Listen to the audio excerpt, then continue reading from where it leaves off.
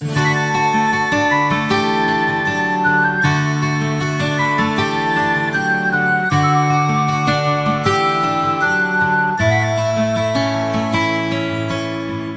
e ziua sfântă a învierii Domnului, primăvara poartă verde crud.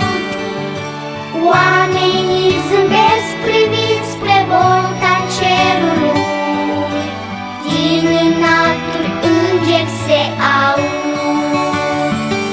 Să aveți sufletul frumos, cât mai frumos, și să credeți în Iisus, Iisus Hristos.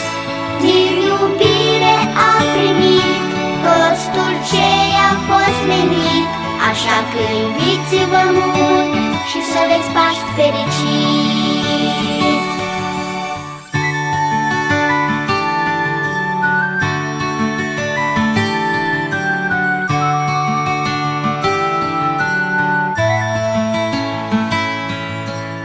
Azi e ziua sfântă a învierii Domnului, candelele ard izbăvitor. Oamenii zâmbesc privind spre volta cerului, îngerii din rai le cântă în cor. Să aveți sufletul frumos, cât mai frumos, și să credeți în Iisus, Iisus Hristos.